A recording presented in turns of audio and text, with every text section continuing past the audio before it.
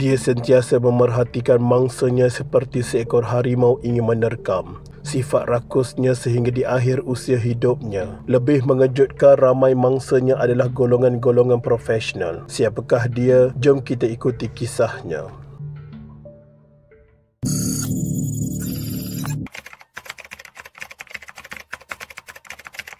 Mungkin ramai yang tidak tahu sebenarnya Malaysia pernah mempunyai seorang perogoh besiri yang paling kejam pada sekitar tahun 90-an. Perogoh besiri tersebut dikenali sebagai Lee Cheong Ming yang berasal dari Mentakap Pahang. Menurut kenyataan penolong Ketua Meja Jenayah Utusan Malaysia yang telah bertugas sebagai wartawan jenayah lebih dari 10 tahun. Menurut sejarah jenayah, terdapat 18 orang wanita yang telah menjadi mangsa Lee hanya dalam masa setahun sahaja. Namun tidak semua mangsanya dibunuh. Ada yang dilepaskan dan kemudian diugut untuk menyerahkan wang tunai sebanyak RM10,000 bagi mengelakkan gambar-gambar mereka tersebar. Lebih malang, mangsanya ada yang disamun selepas bermalam bersamanya.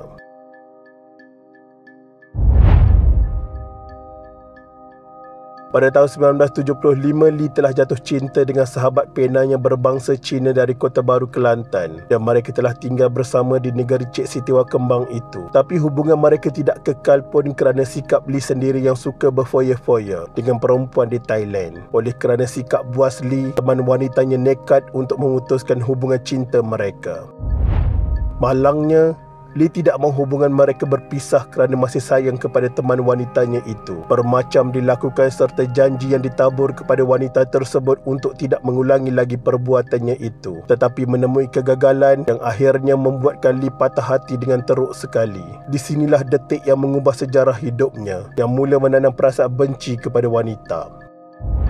Menurut Amidun Anan, bekas timbalan Ketua Bahagian Jenayah Berat D9, mengatakan menurut latar belakang Lee sebenarnya seorang yang berpendidikan, namun segalanya mengubah dia menjadi pembunuh dan perogoh setelah kekasih hati pertamanya meninggalkannya. Untuk membalas dendam ini, Lee mula mengatur langkah untuk menggoda mana-mana wanita yang mempunyai wajah iras-iras dengan bekas teman wanitanya. Pakar psikologi Dato' Dr. Mat Saad Muhammad Baki dendam sebagai pencetus kemarahan Lee yang menyebabkan dia bertindak balas melalui menghukum wanita lain. Malah menurut pakar kriminologi Dr. Muhammad Rahim Kamaluddin pula, bagi Lee wanita adalah orang yang tidak boleh dipercayai dan wanita perlu diajar dengan melakukan kekerasan.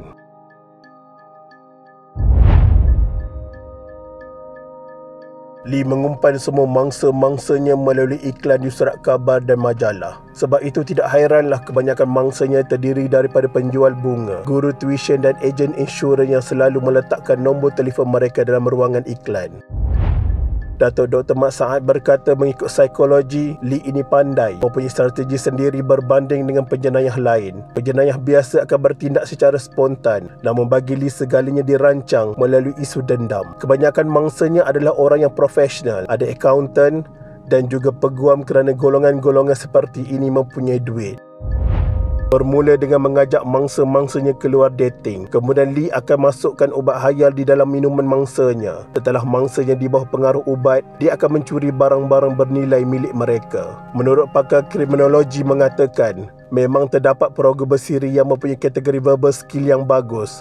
Terutama Lee boleh berkomunikasi dengan orang luar atau mangsa dengan baik. Verbal skill yang bagus pada penjenayah ini adalah sebagai umpan untuk membuat mangsa tertarik kepadanya.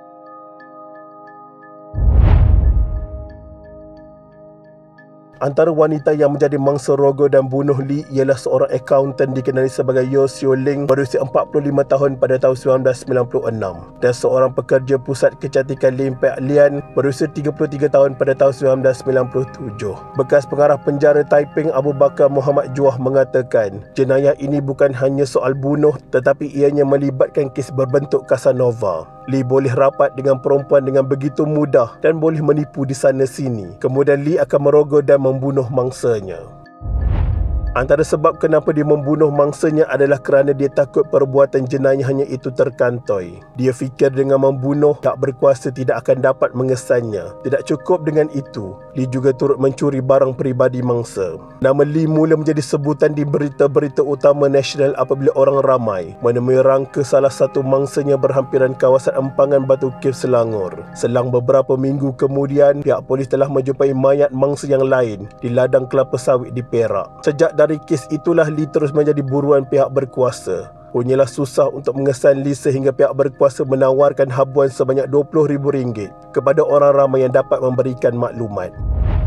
Manakala lebih 40,000 poster lakaran wajahnya ditampal di balai polis, pusat membeli belah dan beberapa tempat tumpuan awam termasuklah di sempadan Malaysia Thailand. Oleh kerana tiada maklumat yang diterima oleh orang awam, akhirnya pihak berkuasa mengambil inisiatif menaikkan wang ganjaran kepada RM50,000. Dengan ganjaran RM50,000 itulah polis telah menerima banyak maklumat mengenai Lee. Sepandai-pandai tupai melompat, akhirnya jatuh ke tanah juga. Hasil maklumat daripada orang awam, akhirnya Lee berjaya ditahan dan ditembak di peha ketika cuba melarikan diri daripada kepungan pihak polis. Ketika itu dia baru sahaja membuat ugutan untuk menyebarkan gambar mangsanya.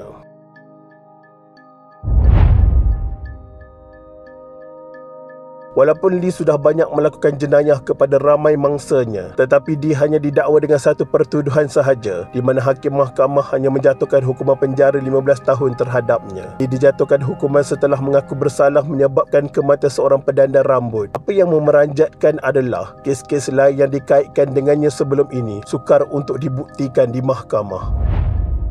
Walaupun dia terselamat daripada hukuman gantung, namun pada tahun 2001 Lee jatuh sakit dan dimasukkan ke Hospital Taiping, Perak. Selepas 12 hari menanggung sakit di hospital, akhirnya Lee disahkan meninggal dunia akibat radang paru-paru setelah dijangkiti virus HIV. Walaupun nyawa sudah di hujung tanduk, dia sempat lagi memikirkan tentang tabiatnya apabila di mana dia telah meminta pihak jabatan penjara untuk memasukkan 2 buah buku panduan seks di dalam kerandanya bila dia sudah mati nanti. Agak pelik jugalah permintaannya itu, tetapi pihak penjara tetap menunaikannya. Semoga kisah ini menjadi iktibar kepada kita semua. Buat semua wanita, jagalah maruah diri. Jangan tengok lelaki itu daripada rupa, terus meleleh air liur. Hati-hati dengan kata-kata manis lelaki. Manisnya racun, pahitnya juga racun.